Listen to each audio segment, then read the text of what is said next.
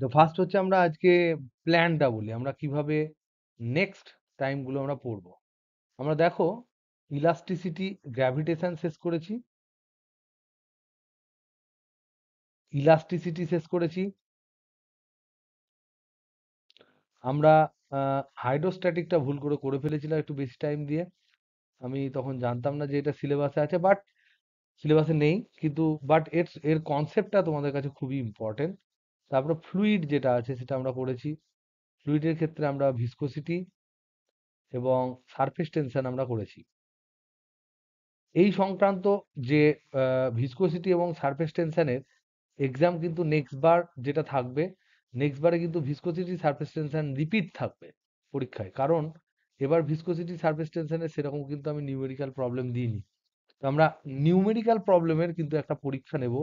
Next যে পরীক্ষাটা তোমাদের হবে সেটা হচ্ছে শুধুমাত্র নিউমেরিক্যাল প্রবলেমের পরীক্ষা হবে। সেটা তোমার মোটামুটি ধরে নাও আজ থেকে, আজকে কত তারিখ, পরের সপ্তাহে আমি যাচ্ছি, তারপরের সপ্তাহে হবে। ঠিক আছে? আর পুরোটা যতদূর পড়া হয়েছে সবারই নিউমেরিক্যাল পড়বে। এইগুলো মোটামুটি ওরকম 60 মার্কসেরই পড়বে নিউমেরিক্যাল, শুধু নিউমেরিক্যাল যতগুলো চ্যাপ্টার আমাদের আপাতত পড়ানো হয়েছে সবগুলো। এর সাথে সাথে আমরা যেগুলো করেছি সেগুলো হচ্ছে তোমার কাইনেটিক থিওরি অফ গ্যাস করেছি, আর আমরা থার্মোডাইনামিক্সের দুটো চ্যাপ্টার করেছি। এইটুকু আমরা আপাতত করে উঠতে পেরেছি। থার্মোডাইনামিক্স 1 and 2 এই দুটো আপাতত করে উঠতে পেরেছি। এবার এছাড়াও আমাদের যেটা ইম্পর্টেন্ট যে জায়গাগুলো বাকি আছে সেটা হচ্ছে তোমাদের বাকি যদি আমরা বলি তাহলে খুব ইম্পর্টেন্ট অনেকগুলো জিনিস বাকি আছে। এক নম্বর হচ্ছে থার্মাল এক্সপানশন, মানে তাপের প্রসারণ। তাপের জন্য যে প্রসারণ হয়, থার্মাল প্রসারণ, এটা কঠিনের, তরলের, গ্যাসের।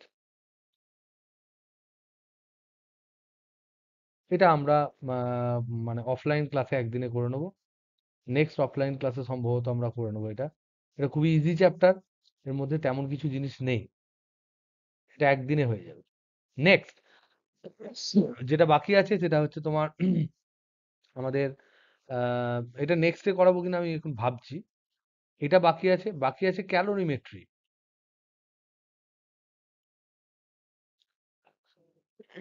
হাইগ্রোমেট্রি ভেবেছিলাম আছে, হাইগ্রোমেট্রি দেখছি তোমাদের সিলেবাসে নেই। তো যাই হোক, তারপরে যেটা ইম্পর্টেন্ট, যেটা এখানে যেটা ইম্পর্টেন্ট সেটা হচ্ছে তাপ সঞ্চালন। এইটা হচ্ছে ইম্পর্টেন্ট। তাপের সঞ্চালনের ৩টে প্রসেস আছে, পরিচলন, পরিবহন, বিকিরণ। সো এইটা হচ্ছে একটা ইম্পর্টেন্ট চ্যাপ্টার আমাদের এখন বাকি আছে। ইম্পর্টেন্ট চ্যাপ্টারের মধ্যে ইম্পর্টেন্ট বলতে বোঝাচ্ছি যেটা টাইম নেবে মোটামুটি ২-৩টে ক্লাস, ৪টে ক্লাস মোটামুটি লাগবে অনলাইন অফলাইন মিলিয়ে, সেরকম ক্লাস এই তাপ সঞ্চালন একটা রয়েছে।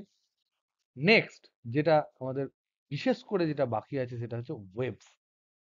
ওয়েভসটা আমি ওয়েভস অ্যান্ড অসিলেশন, এই চ্যাপ্টারটা যদি আমি, এই জিনিসগুলো যদি আমি লেটে শুরু করি তাহলে শেষে কনসেন্ট্রেশনটা ব্রেক করে যাবে। তার জন্য আমি ওয়েভস অসিলেশন আগে পড়িয়ে দেবো। তাহলে আমাদের ওয়েভস অসিলেশনে ১, ২, ৩, ৪ করে ৪টে চ্যাপ্টার আছে। এই যে চ্যাপ্টার, ৪টে চ্যাপ্টারের মধ্যে প্রথমে আছে এসএইচএম, সিম্পল হারমোনিক মোশন। তারপরে আছে তোমাদের প্রপাগেটিং ওয়েভস, মানে হচ্ছে চল তরঙ্গ। তারপরে হচ্ছে তরঙ্গের উপরিপাত, একটা তরঙ্গের উপর আরেকটা তরঙ্গ পড়বে তাতে কি হয়, উপরিপাত।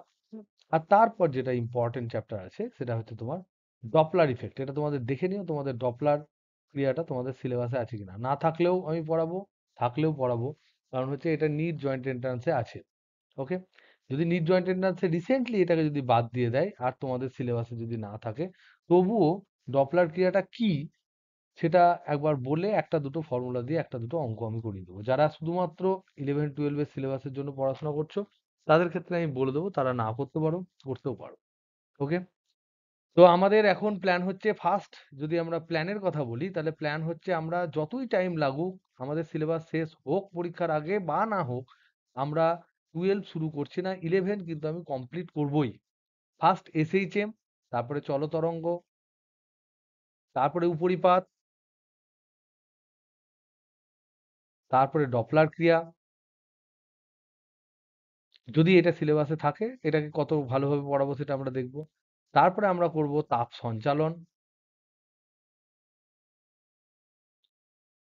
তারপর আমরা করব তাপের প্রসারণ, তারপর ক্যালোরিমেট্রিটা আমরা করব। ক্যালোরিমেট্রিটা তোমরা যদি মনে করো ঘরে করে নিতে পারো। এটা শুধুমাত্র ক্লাস 10 এর যে সিলেবাস সেইটুকুই শুধুমাত্র রয়েছে। জল ফুটলে কত ক্যালোরি পার গ্রাম লাগে, কত কি লাগে এটা তোমরা নিজেরাও করে নিতে পারো। এটা পড়ানোর জন্য কোনো স্যার-ফ্যারের কোনো প্রয়োজন পড়ে না। ইভেন তাপের প্রসারণটাও করতে পারো, তবুও আমি বলে দিলে ফটাফট ইজি হয়ে যাবে। কিন্তু এখানে যে চ্যাপ্টার গুলো সবথেকে ইম্পোর্টেন্ট, বেশি কনসেন্ট্রেশন দিয়ে পড়ানো উচিত সেটা হচ্ছে এই ৩ টে চ্যাপ্টার আর এই চ্যাপ্টারটা। তার মানে আমার নজরে যদি এটা সিলেবাসে থাকে তো অবশ্যই এটা। আমার নজরে তোমাদের ৩ টে বা ৪ টে চ্যাপ্টার কিন্তু এখন আমাদের কাছে খুব মোস্ট ইম্পোর্টেন্টলি বাকি আছে। তার মধ্যে ১ম টা এসএইচএম, যেটার ইন্ট্রোডাকশন আজকে করাবো, সেটা কিন্তু ভেরি, ভেরি ইম্পোর্টেন্ট। তো সবাই তোমরা আমার গলা শুনতে পাচ্ছ? একটু আওয়াজ দাও। ক্লিয়ার? ওকে। এই অবধি হলো। এবার আমরা চলে যাই পড়াশোনায়। এই আজকে ডেট কত বল?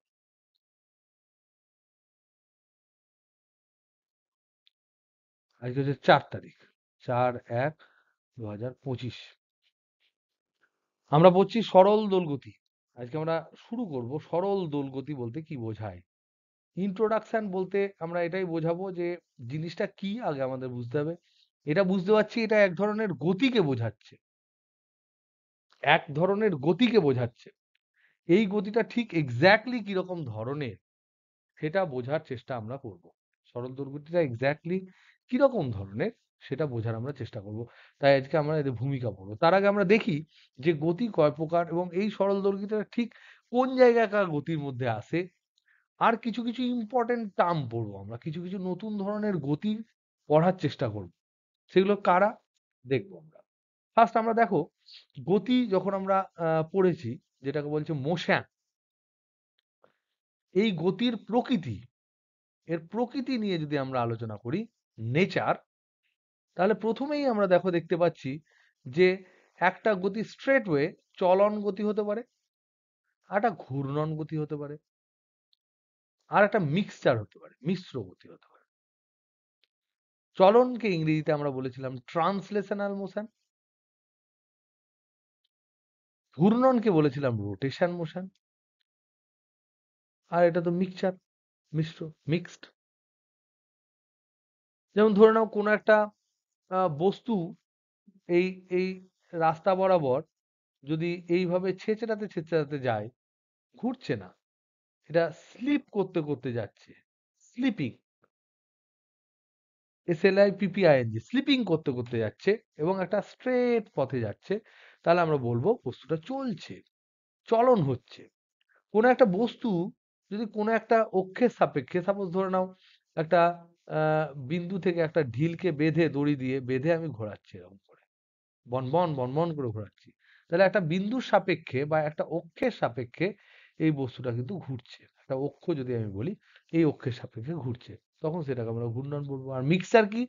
যেমন ধরে নাও একটা বাস যাচ্ছে, এগুলো তোমরা সব জানো, স্টিল একটু রিপিট করে দিই। বাসটা যখন এগোচ্ছে তখন বাসের চাকা এদিকে ঘুরছে, এটা ঘূর্ণন, বাসের চাকা ঘুরছে বলে ঘূর্ণন। আর বাসটা এগিয়ে যাচ্ছে, এটা হচ্ছে চলন। তাহলে এখানে কিন্তু মিক্সড গতি আছে, এটা চলন, এটা হচ্ছে ঘূর্ণন। ওকে, এবার আমরা এই ঘূর্ণনটাকে নিয়ে একটু ডিটেলসে দেখবো যে ঘূর্ণন কত ধরনের হতে পারে। তো আমরা দেখো, আমরা যখন ঘূর্ণন স্টাডি করছিলাম এই চ্যাপ্টারটা, সেখানে আমরা সেমিস্টার 1 এ আমরা পড়েছি, তোমরা যদি মনে করে থাকো তাহলে দেখবে সেমিস্টার 1 এ আমরা আবর্ত গতিবিদ্যা পড়েছি এবং তাতে আমরা হিউজ টাইম ইনভেস্ট করেছি আবর্ত গতিবিদ্যাতে। এই আবর্ত গতিবিদ্যার সময় আমরা দেখেছিলাম দু ধরনের আবর্ত গতিবিদ্যা হতে পারে। একটা হচ্ছে সমবৃত্তীয় গতি,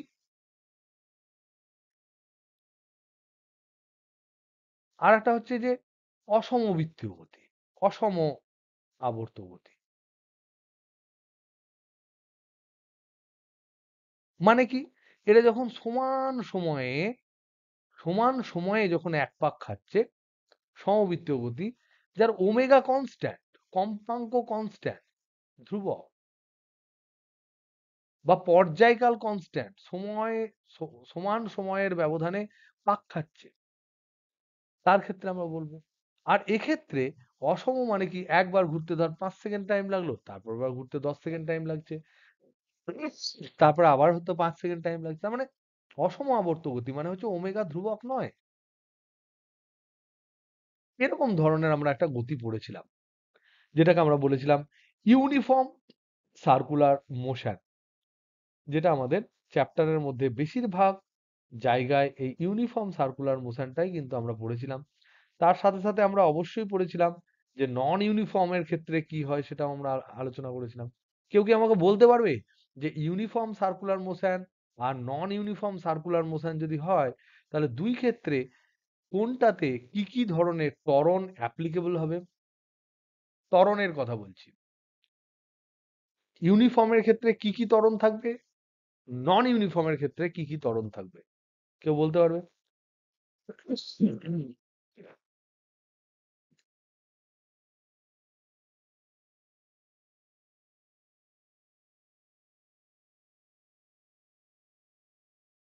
ট্রাই করো, ভুল হোক।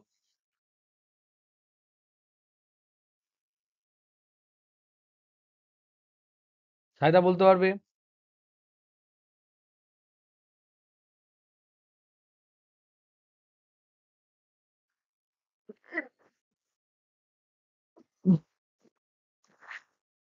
আগে বলো, সার্কুলার মোশন হতে গেলে কোন ত্বরণ অবশ্যই দরকার?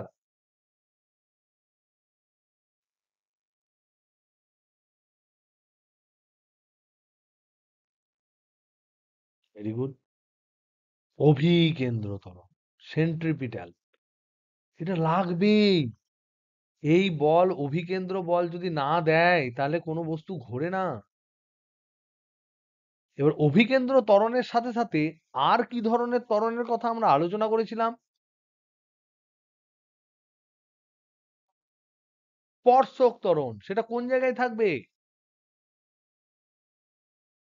স্পর্শক ত্বরণ মানে কি, যদি সমান বেগে সার্কুলার পথে কেউ ঘোরে সমান দ্রুতিতে, তাহলে কি তার স্পর্শক বরাবর কোনো ত্বরণ থাকবে? তাহলে এখানে হচ্ছে শূন্য স্পর্শক ত্বরণ।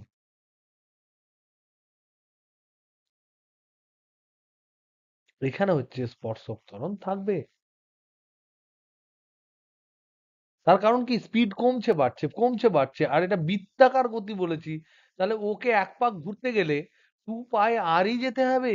আর যদি রেডিয়াস হয়, 2 পাই আর যেতে যদি ওর বিভিন্ন সময় বিভিন্ন আবর্তনের সময় বিভিন্ন টাইম লাগে, তাহলে আমরা অবশ্যই বলতে পারি যে তার বেগ, স্পর্শক বরাবর যে বেগটা থাকছে, সেটা প্রতি সময় চেঞ্জ, মানে স্পর্শক বরাবর বেগটা চেঞ্জ করছে।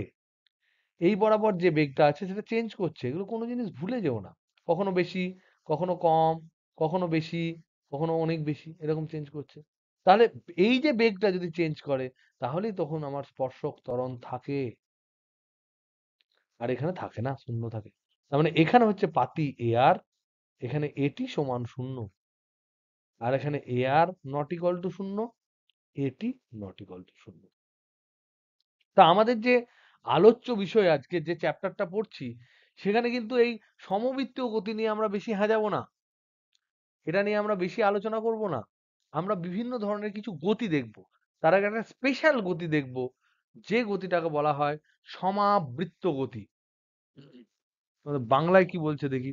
এটা পিরিয়ডিক মোশন বলা হয়, পর্যায়বৃত্ত গতি।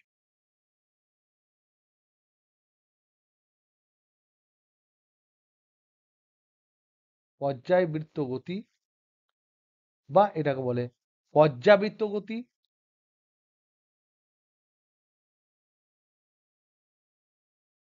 ইংরেজিতে এটাকে বলা হয় পিরিয়ডিক মোশন।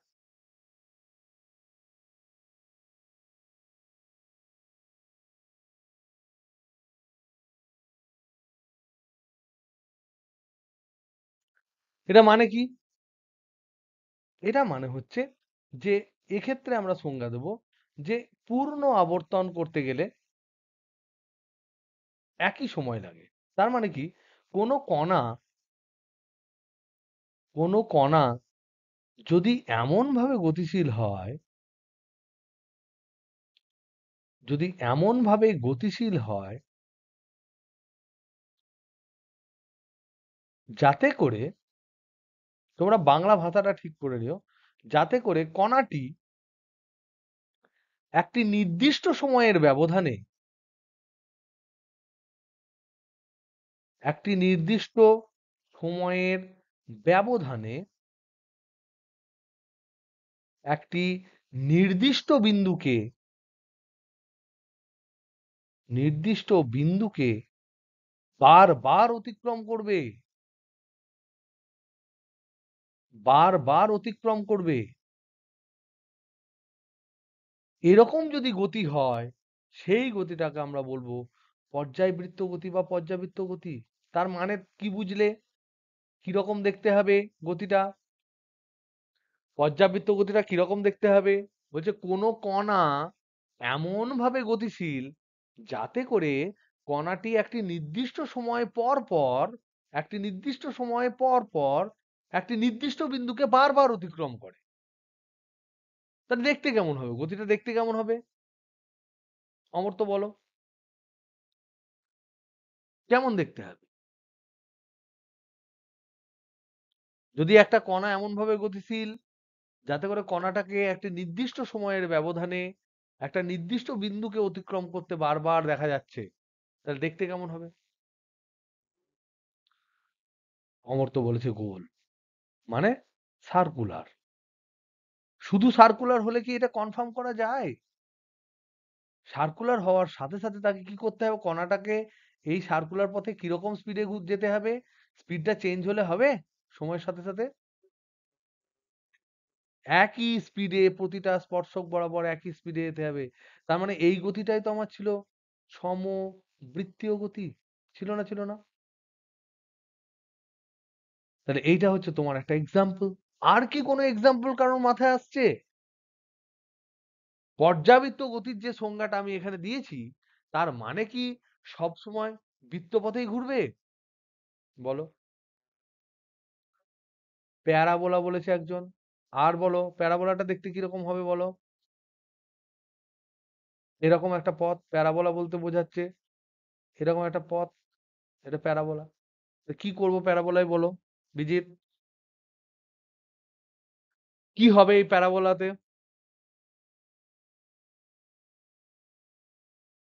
এটা তোমার গেস ছিল, তাই তো? আর আর কোন রকম কোন গতি তোমাদের চোখের সামনে আশেপাশে কোথাও দেখতে পেয়েছো যেটা পর্যাবৃত্ত গতি?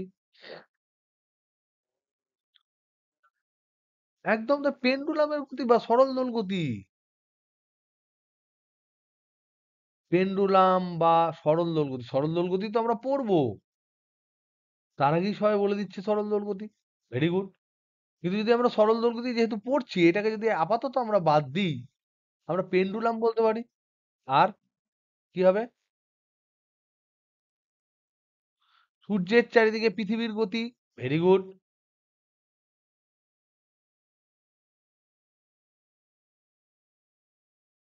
তার কারণ সেই ৩৬৪ ঘন্টা, ৩৬৪ দিন, ৩৬৫ দিন, ৬ ঘন্টা ৪৮ মিনিট ৪৬ সেকেন্ড না কি একটা বলে, সেই যে টাইমটা পর পর বারবার সূর্যের সাপেক্ষে পৃথিবীকে একটা নির্দিষ্ট পজিশনে কিন্তু বারবার আসতে দেখা যায়। পেন্ডুলামের ক্ষেত্রে যদি পেন্ডুলামটা না দুর্বল হয়ে পড়ে, না যদি ভেঙে পড়ে, মরচে না ধরে থাকে, তাহলে দেখা যায় বারবার যদি আমি দুলি দিই, বাতাসের বাধা যদি না থাকে, তাহলে সবসময় দেখতে পাবো যে অবাধে যে পেন্ডুলামটা দুলছে, সে কিন্তু একটা নির্দিষ্ট সময় পর পর একটা নির্দিষ্ট জায়গায় আসছে। আচ্ছা, তার মানে কি এরকম সূর্যের চারিদিকে যে পৃথিবী ঘোরে, এর পথটা কিরকম? কে বলতে পারবে কেমন পথ হয়? তোমরা তো গ্র্যাভিটেশন পড়েছো। উপবৃত্তাকার পথে। Very good.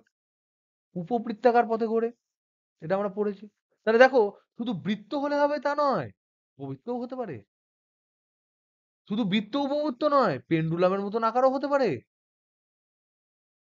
তার মানে তুমি কিন্তু শিওর শট বলতে পারো না যে পর্যাবৃত্ত গতি মানে বৃত্তাকার গতি হবে। কিন্তু এটা আমি বলতে পারি যে সমবৃত্তীয় গতি হলে সেটা অবশ্যই পর্যাবৃত্ত গতি হবে।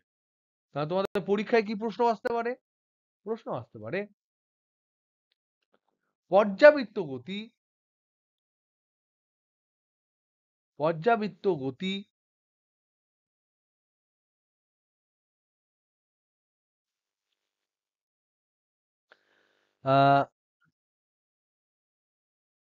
সরি সরল দোলগতি,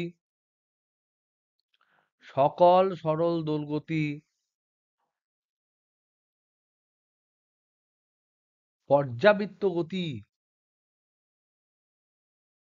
কিন্তু সকল পর্যাবৃত্ত গতি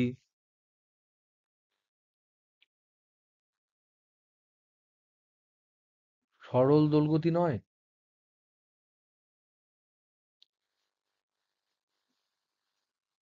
এটা ব্যাখ্যা করিও, হোমওয়ার্ক। তার সাথে সাথে তোমাদেরকে একটা পয়েন্ট আমি অ্যাড করছি,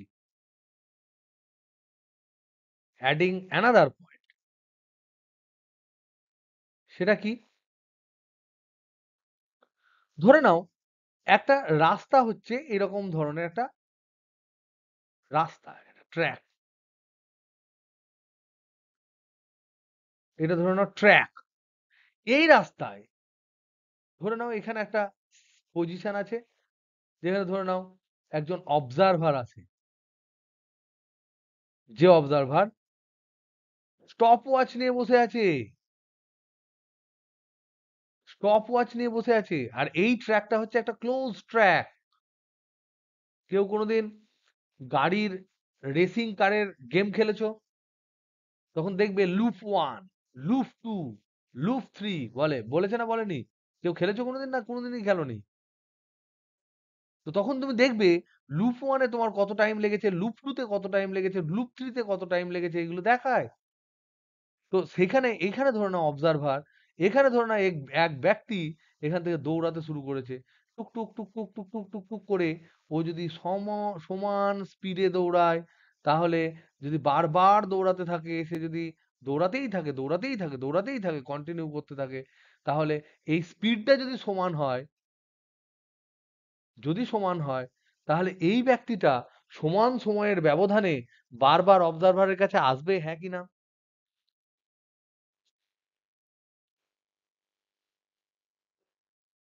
এটা একটা রাস্তা, রাস্তাটা ফিক্সড।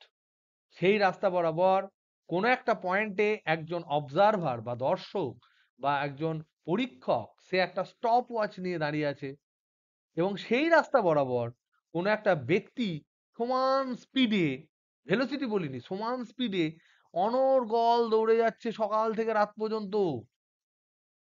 তাহলে অবজারভার স্টপ ওয়াচ নিয়ে এটা কি অবজার্ভ করবে না যে ব্যক্তিটি একটি নির্দিষ্ট সময় অন্তর অন্তর একটি নির্দিষ্ট বিন্দু অতিক্রম করছে, হ্যাঁ কি না? তাহলে এই গতিটাও পর্যাবৃত্ত গতি। তাহলে এক্ষেত্রে আমরা বলতে পারি যে দর্শকের দর্শক দেখবে, দর্শক তো বলে না, পরীক্ষক দেখবে, অবজারভার দেখবে যে ব্যক্তিটি একটি নির্দিষ্ট সময় অন্তর অন্তর ওই নির্দিষ্ট বিন্দু অতিক্রম করছে।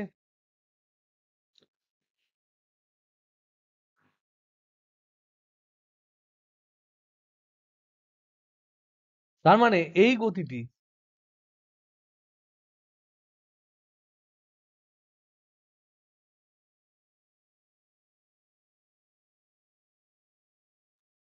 মানে পর্যাবৃত্ত গতি যখন আমরা বলি, এমন ভাবে ব্যাপারটাকে ক্লিয়ারলি আমাদের কাছে, আমি এতটা টাইম 20 মিনিট 25 মিনিট 30 মিনিট নিলাম এই কারণে, কারণ এই পর্যাবৃত্ত গতি তোমাদের হয়তো পরীক্ষায় কোনোদিনই কোশ্চেনে পড়বে না, কিন্তু পর্যাবৃত্ত গতি যেটা, সেটা সম্বন্ধে কংক্রিট আইডিয়া পেতে গেলে, তোমাকে ডেফিনেশনটা ঠিক করে বুঝতে গেলে, তোমাকে জানতে হবে যে পর্যাবৃত্ত গতি কোনটা।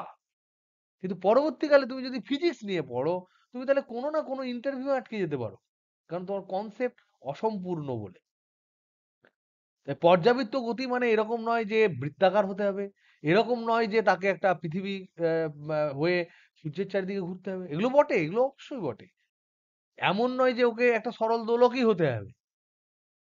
এমনও হতে পারে যে নির্দিষ্ট দ্রুতিতে কোনো একটা ক্লোজ বা বদ্ধ পথকে কোনো একটা ব্যক্তি বা বস্তু যদি সমান সময়ের ব্যবধানে সমান দূরত্ব গিয়ে যদি অতিক্রম করে, তাহলে একটি নির্দিষ্ট সময় পর পর ব্যক্তিকে বারবার দেখা যাবে একটা নির্দিষ্ট বিন্দু সে অতিক্রম করছে।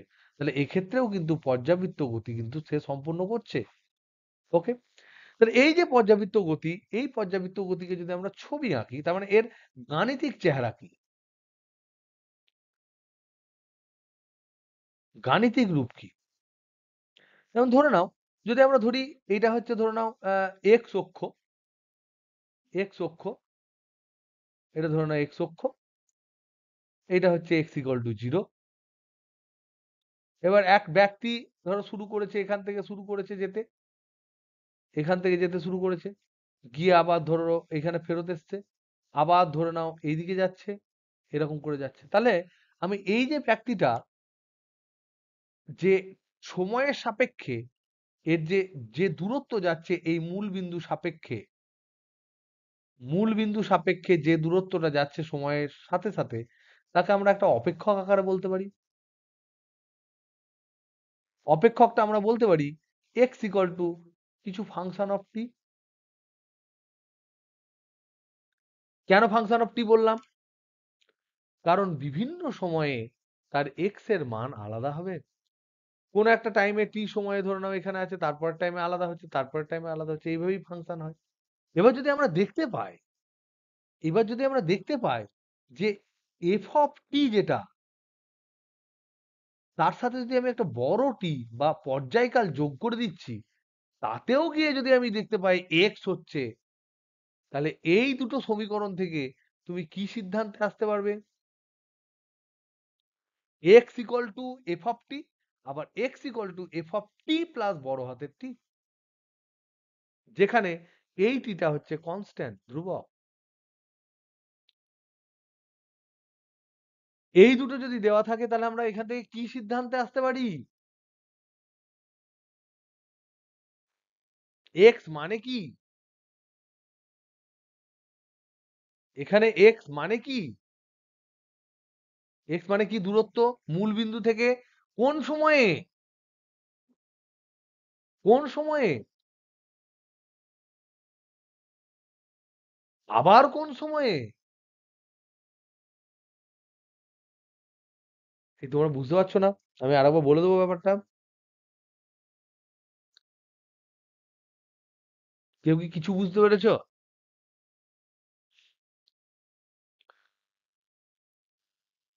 কিছু হিন্টস পাচ্ছো? প্রিয়ন্তন, একটু আমাকে আলোকপাত করো। কি বুঝছো এখান থেকে? কি বুঝেছো বা কি বুঝতে পারছো না? তুমি এই বাঁ দিকে যেটা আমরা লিখলাম X equal to F of T, X equal to F F of T, এটা মানে হচ্ছে, এটা এটা বক্তব্য কি? এটার মানে হচ্ছে টি সময়ে মূল বিন্দু থেকে কণার সরণ। আবার যদি তোমাকে বলে এক্স, সেটা সমান কত পেলাম? সেটা সমান পেলাম এক্স। আবার যদি তোমাকে জিজ্ঞেস করে এফ অফ টি প্লাস টি সমান কি, অপেক্ষক মানে কি, টি এর জায়গায় এখন কি বসলো? টি প্লাস টি। তাহলে এটাকে আমরা বাংলায় কি লিখতে পারি? টি প্লাস টি সময়ে মূল বিন্দু থেকে কণার সরণ। বলতে পারি না? পারি না? তোমরা ফাংশন কি পড়েছো? ম্যাথমেটিক্যাল ফাংশন, অপেক্ষক পড়েছো? যদি তোমাকে কেউ এরকম দেয় F x equal two x square, তাহলে এফ অফ টু সমান কত? কত হবে? 4 হবে। 4 হবে। এফ অফ থ্রি সমান কত? 9। তাহলে তো তুমি ফটাফট ফটাফট এখানে বসিয়ে দিচ্ছ 2 আর 3। তাহলে আমি টি বসিয়েছি এক জায়গায়, এক জায়গায় টি প্লাস টি বসিয়েছি। আমি বলার চেষ্টা করছি যে এক্স যদি এফ অফ টি হয়, যেটা টি সময়ে মূল বিন্দু থেকে কণার সরণ হয়, সেটা বলা আছে এক্স, সেটা বলা আছে এক্স। আর F of T plus T মানে কি? এখানে টি সময় ছিল, এটা টি প্লাস টি সময় হবে, সেখানে সরণ। এবার এইটাও যদি সমান x বলা থাকে, যদি দেওয়া থাকে এটা সমানও x, তাহলে আমি এইটা এই ইকুয়েশন 1 নাম্বার আর এই ইকুয়েশন 2 নাম্বার, এই দুটো থেকে 1 এবং 2 থেকে আমি কি সিদ্ধান্তে আসতে পারি? কেউ বলতে পারবে?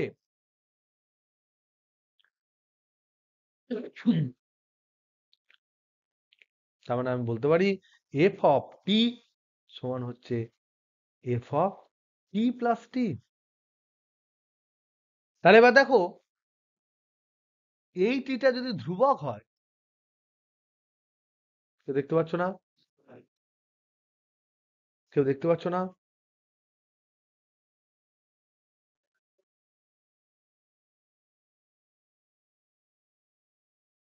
তাহলে একটু তো ই করে নে, জিওকে ঝাঁকড়ে নে। তাহলে এখান থেকে আমি কি দেখলাম? দেখে নিস, যদি কোনো জায়গায় ইনকমপ্লিট থাকে পরে দেখে নিস। এখান থেকে আমরা এটা বুঝলাম যে টি সময়ে যা সরণ, টি প্লাস টি সময়ে ততই সরণ। এবার যদি তোমাকে বলে দেওয়া থাকে এই যে টি যদি ধ্রুবক বলা থাকে, তাহলে আমরা কি বলতে পারি? ধরে নাও টি এর মান হচ্ছে 5 সেকেন্ড বা 5 সেকেন্ড ধরে নাও দেওয়া আছে। তাহলে এইটাকে আমি বলতে পারি 1 সেকেন্ডে যত সরণ 6 সেকেন্ডে তত সরণ, 2 সেকেন্ডে যত সরণ 7 সেকেন্ডে তত সরণ। বলতে পারি না পারি না এই কথাটা? যদি ধরে নাও এখানে আমি যেটা বললাম F of T equal two হচ্ছে এফ অফ টি প্লাস টি। এখানে আমি বললাম প্রদত্ত দেওয়া আছে টি সমান হচ্ছে 5 সেকেন্ড, যা ধ্রুবক। এবার যখন small tea equal two 1 second, তখন আমার বক্তব্য কি হবে? তখন আমার বক্তব্য কি হবে? টি ইকুয়াল টু যদি 1 সেকেন্ড হয় তাহলে 1, তাহলে 1 সেকেন্ডে যত সরণ, 1 সেকেন্ড এখানে বসাও, আর এটা তো 5, চিরকাল 5, এটা 1 বসালে এটা কত হবে? 6 সেকেন্ডে তত সরণ। এবার ধরো টি ইকুয়াল টু যদি আমি 3 সেকেন্ড বসাই, তাহলে আমার বক্তব্য কি হবে বলো বিজিৎ?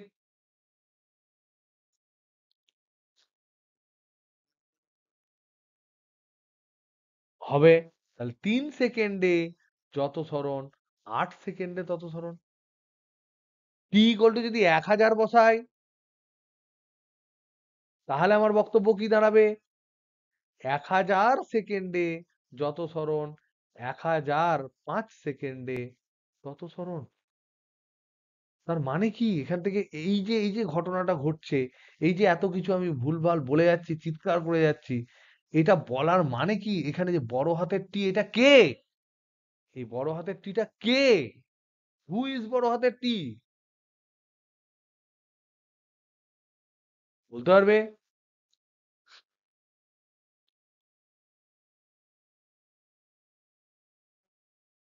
বড় হাতের টি তো ধ্রুবক বলে দিলাম। বলো কে বড় হাতের টি? কেউ বলতে পারবেন? একটা নির্দিষ্ট অবস্থানের সময় নয়, না না না না, তা নয়। নির্দিষ্ট অবস্থানের সময় যেটা তুমি বলছো সেটাকে আরেকটু ভালোভাবে বলো, আরেকটু রিফাইন করো। বড় হাতের টিটা হচ্ছে সেই সময়, বলো।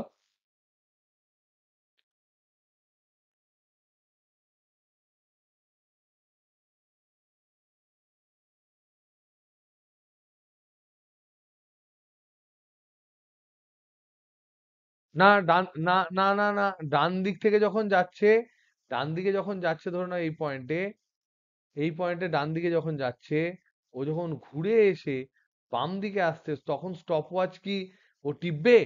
অ্যান্সার হচ্ছে না। এটা তো সমান হলো না, এটা তো ডান দিক হয়ে গেল, এটা বাম দিক হয়ে গেল। ও কখন স্টপ ওয়াচ টিপবে? আরো গিয়ে এখানে স্টপ ওয়াচ টিপবে। তার মানে কতটুকু টাইম এখানে ফার্স্ট স্টপ ওয়াচ টেপানো হয়েছিল? ফার্স্ট, এটা হচ্ছে ফার্স্ট। সেকেন্ড কখন হলো? এই পুরোটা গিয়ে এখানে হলো সেকেন্ড। এই যে দুজনের টাইমের তফাৎ, তাহলে ফার্স্ট এখানে কত? 1 সেকেন্ড। সেকেন্ড কত এখানে? 6 সেকেন্ড। তাহলে ডিফারেন্স কত? ডিফারেন্স কত? 6 মাইনাস 5, 6 মাইনাস 1, 5 সেকেন্ড। এটাকে বলে পর্যায়কাল। এইটিটাকে বলছে পর্যায়কাল। কেন পর্যায়কাল বলে বলো তো দেখি? তুমি বারবার দেখো, তুমি শুরু যখনই করো না কেন, 5 সেকেন্ডে আবার সে একই জায়গায় চলে আসছে।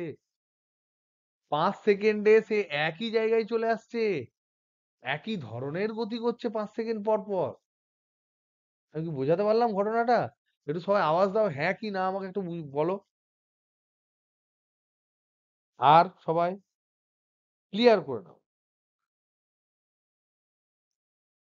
তাহলে আমি এখানে এখানে যে কথাটা বলার চেষ্টা করলাম যে if X equal to F of T, তাহলে F of T equal to F of T plus T যদি হয় এবং বড় হাতের টি যদি ধ্রুবক হয়, তাহলে এটাই হচ্ছে পর্যাবৃত্ত হওয়ার শর্ত। তাহলে কোন একটা গতি পর্যাবৃত্ত হওয়ার গাণিতিক শর্ত কি?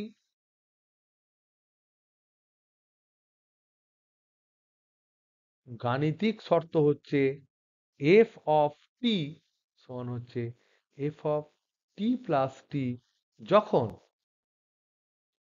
বড় হাতের টি হচ্ছে ধ্রুবক। এটা হচ্ছে গাণিতিক শর্ত। এটা যদি বুঝতে পারো তো ভালো, না বুঝতে পারো তো ছেড়ে দাও। দেখতে কেমন হবে কোনটা বলে দেবো?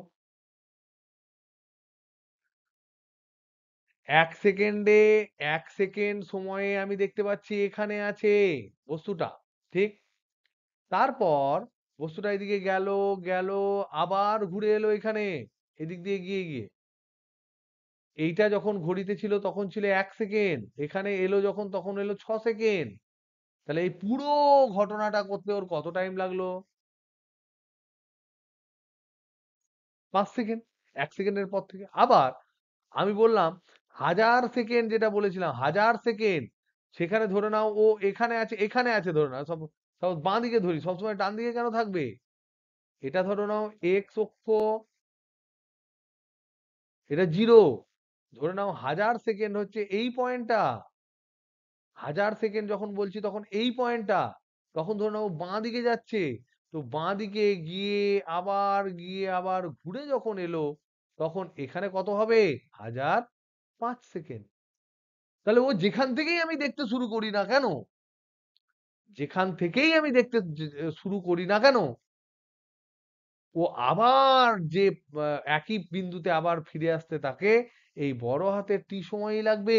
তাই এই টিটাকে বলা হয় পর্যায়কাল। তার মানে মনে রাখবে, পর্যায়কালও কিন্তু এরকম নয় যে শুধু সার্কুলার মোশন হবে। পর্যায়কাল হচ্ছে পর্যাবৃত্তের কাল। তাহলে ওটা হচ্ছে সেই নির্দিষ্ট সময়, যে নির্দিষ্ট সময় পর পর গতিশীল বস্তু, সে যেমন ভাবেই গতিশীল হোক, সেটি পুনরায় আগের কন্ডিশনে ফেরত আসবে। দিস ইজ নোন অ্যাজ পর্যায়কাল, টাইম পিরিয়ড। ওকে, এবার আমরা এই পর্যাবৃত্ত গতিটা যতটাই যাই বুঝি না বুঝি, তারপর তোমরা বই পড়বে। এটা বই পড়ো, চেষ্টা করো বই পড়ে বোঝার।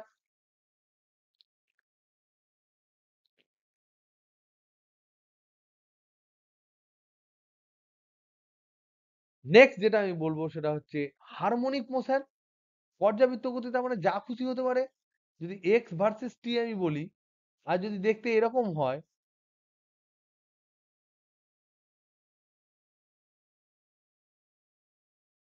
এই টাইমটা যদি তোমার ধরে নাও টি হয়, তাহলে দেখো পর পর টি টাইম পর পর এর গতিটা একদম একই হচ্ছে। তাহলে এটাও পর্যাবৃত্ত গতি।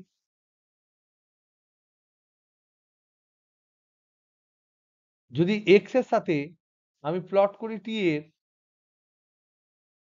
যদি দেখতে ধরে নাও এরকম হয়, তাহলে এটা পর্যাবৃত্ত গতি। আবার যদি আমি এরকম ধরনের সাইন কসের মতন গ্রাফটা নিই, তাহলেও সেটা পর্যাবৃত্ত গতি।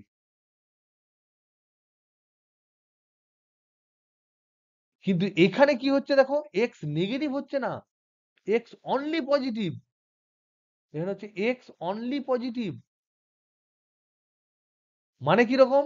এই যে এক্স অক্ষ তুমি দেখতে পাচ্ছ, এটা যদি এক্স ইকুয়াল টু 0 হয়, এই এক্স অক্ষ দেখতে পাচ্ছ, কণাটা এখান থেকে এখানে যাচ্ছে, আবার ব্যাক করে আসছে, আবার এখানে যাচ্ছে, আবার ব্যাক করে আসছে, কিন্তু বাঁ দিকে আসছে না, এই নেগেটিভ সাইডে আসছে না, কিন্তু এইদিকে আসছে না, শুধুমাত্র ডান দিকে। এটাও তাই, এটাও অনলি পজিটিভ সাইড। ডান দিকে একটা জায়গায় ধরে নাও দেওয়াল আছে, ধাক্কা খাচ্ছে যাচ্ছে, ধাক্কা খাচ্ছে যাচ্ছে, ধাক্কা খাচ্ছে যাচ্ছে। যদি একটা পেন্ডুলামকে মধ্যেখানে দেওয়ালে ছেড়ে দেওয়া হতো, তাহলে ও ধাক্কা খেত, যেত, ধাক্কা খেত, যেত, তাহলে এই মোশনটা হতো। কিন্তু পেন্ডুলামকে যদি পুরো অ্যালাউ করে দেওয়া হয়, তাহলে এটা পজিটিভ, এটা নেগেটিভ, এটা পজিটিভ, তাহলে এইটা হতো তখন কি, সাইন বা কসের মতো যদি হয়, এটা পজিটিভও আছে, এটা নেগেটিভও আছে, এবং এটা দেখতে সাইনুসয়েডাল।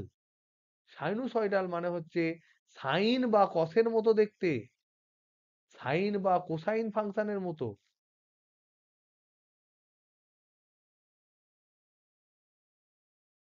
তাহলে যদি সাইন বা কোসাইন ফাংশনের মতো হয়, এই যে জিনিসটা, এইটাকে বলা হয় হারমোনিক।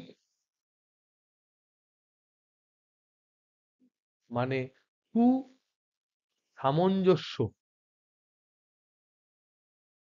সামঞ্জস্য পর্যাবৃত্ত গতি, এটা নাম দিয়েছে ভালোবেসে। আর এইগুলো হচ্ছে অসামঞ্জস্য, এগুলো হচ্ছে নন হারমোনিক বা অ্যানহারমোনিক। নন হারমোনিক দিয়েছে, ঠিক আছে, নন হারমোনিক। শুধু নন হারমোনিক এটাও নয়, নন হারমোনিক এটাও বটে, এটাও নন হারমোনিক। পজিটিভ নেগেটিভে যেতে হবে তার কোনো মানে নাই। সাইন কসের মতো যদি না হয়, তাহলেই নন হারমোনিক। এখানেও কিন্তু পজিটিভ নেগেটিভ গেছে, তাও নন হারমোনিক, কারণ সাইন কসের গ্রাফের মতো নয়। শুধুমাত্র সাইন কসের গ্রাফের মতন যদি হয়, তাহলেই সে হবে হারমোনিক বা সুসামঞ্জস্য, আর না হলে হবে অসামঞ্জস্য। তাহলে দু ধরনের পর্যাবৃত্ত গতি, এ কি বোঝা গেল এটা?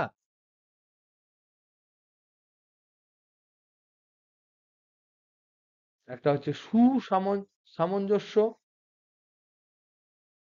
এটা হচ্ছে অসামঞ্জস্য। এটা হচ্ছে গতি, গতি বা কণার সরণ, কণার সরণ সাইন বা কস, কোসাইন অপেক্ষকের মতো সময়ের সাথে সাথে পরিবর্তিত হবে।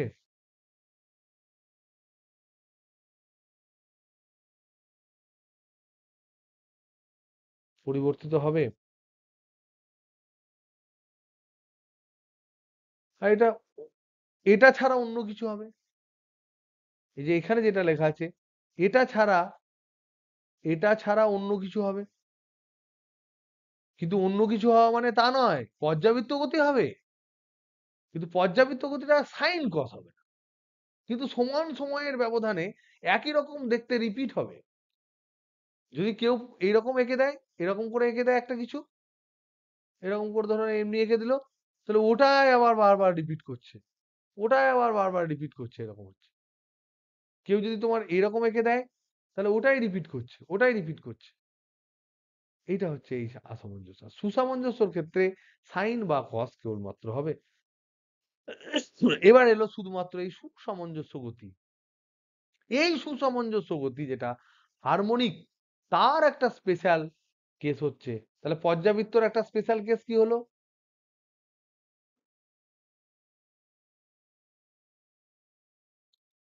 এই যেমন ধরে নাও একটা দেওয়াল আছে, দেওয়ালে একটা পেন্ডুলাম, দেওয়ালেই ধরে নাও এরকম, এটা হচ্ছে দেওয়াল, ঠিক? এখানে দড়ি বেঁধে একটা পেন্ডুলাম, পিং পং বল, এটা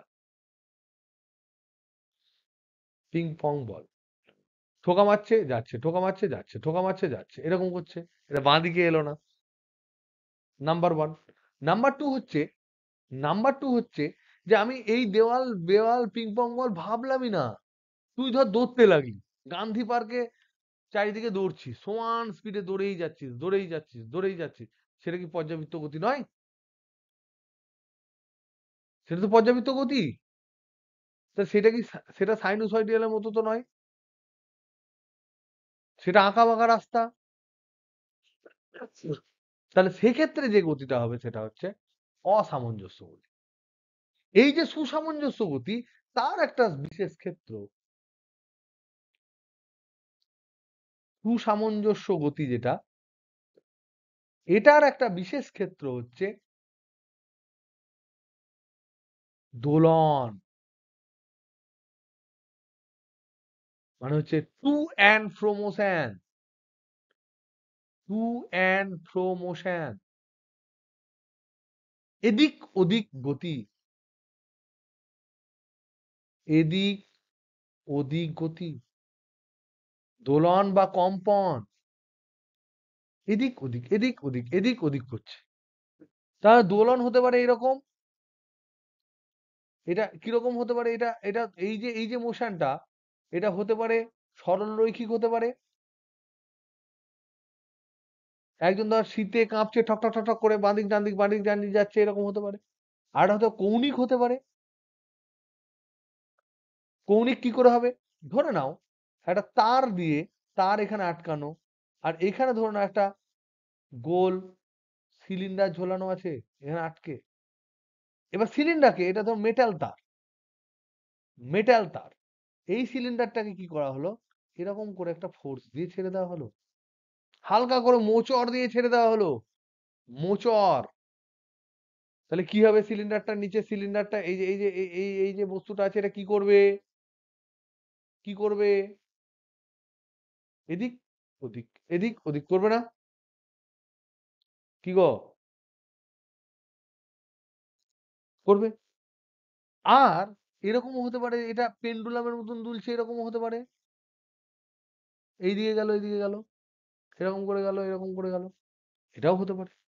আবার পেন্ডুলামটা যখন বিস্তার খুব কম হবে, খুব কম হবে, তখন আমার যেন মনে হবে এটা এদিকে যাচ্ছে, এদিকে যাচ্ছে, এদিকে যাচ্ছে, এদিকে যাচ্ছে।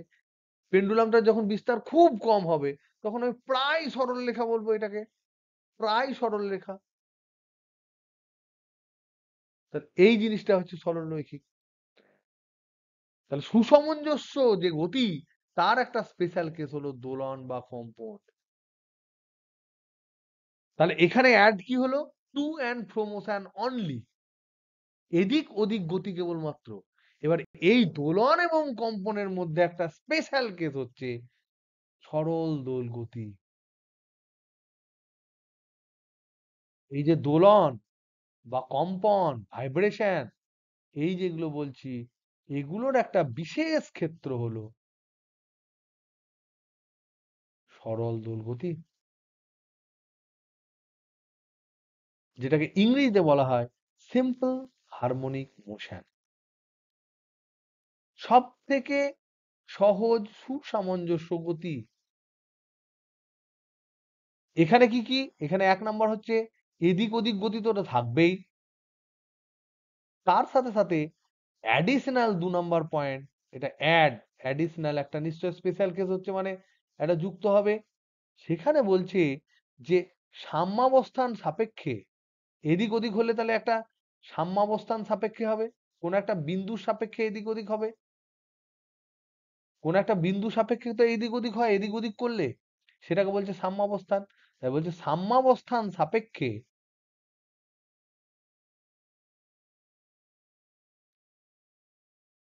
সাপেক্ষে কোনো এক দিকে গেলে, কোনো এক দিকে সরণ হলে কণার উপর একটি প্রত্যানায়ক বল। প্রত্যানায়ক বলটা আমরা কখন আলোচনা করেছিলাম? রিসেন্টলি। প্রত্যানায়ক বল ক্রিয়াশীল হয়। প্রত্যানায়ক মানে কি? প্রতি প্লাস আনয়ক। তাহলে যেহেতু এইটা যদি মূল বিন্দু হয়, সাম্যাবস্থান হয়, যদি বস্তুটাকে আমি এদিকে সরিয়ে দিই, কণাটাকে যদি এখানে সরিয়ে দিই, তাহলে এটা হচ্ছে এক্স। তখন বলছে এই কণার উপর একটা বল প্রয়োগ হবে, সেটা আবার এই দিকে এফ মানের বল প্রয়োগ হবে, যাতে করে কণাটি আবার ব্যাক করে আসে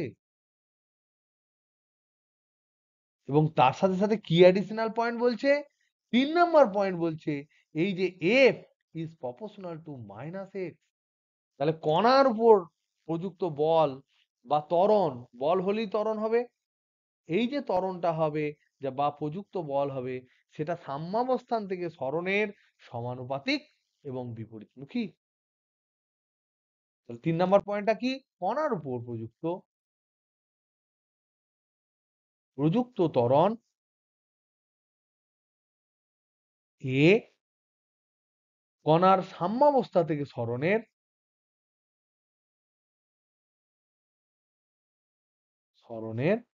সমানুপাতিক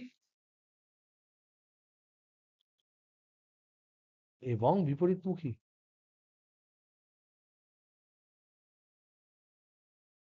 তাহলে A is proportional to -x বিপরীতমুখীর জন্য। তাহলে এটা কনস্ট্যান্ট লাগবে। A সমান হচ্ছে -kx। এই k টা হচ্ছে বেসিক্যালি ওমেগা স্কয়ার। তার মানে এখান থেকে আমরা কি দেখতে পাবো? A সমান হবে -ওমেগা স্কয়ার x। ওমেগা হচ্ছে কৌণিক বেগ। তাহলে আজকে আমি যেটুকু তোমাদেরকে পড়ালাম সেটুকু বেসিক্যালি ইন্ট্রোডাকশন এই চ্যাপ্টারটা। এই চ্যাপ্টারটা বেসিক্যালি ইন্ট্রোডাকশন মানে কি? এই চ্যাপ্টারটা সম্বন্ধে তোমাদের মিনিমাম একটা আইডিয়া করতে হবে যে সরল দোলগতি বলতে আমরা কি বুঝি। সেই জিনিসটা আমরা বুঝলাম। নেক্সট ডে থেকে আমরা কিন্তু এর ডিটেলস ম্যাথমেটিক্যাল জিনিসপত্র করব। ওকে? তাহলে আজকে টাটা বাই।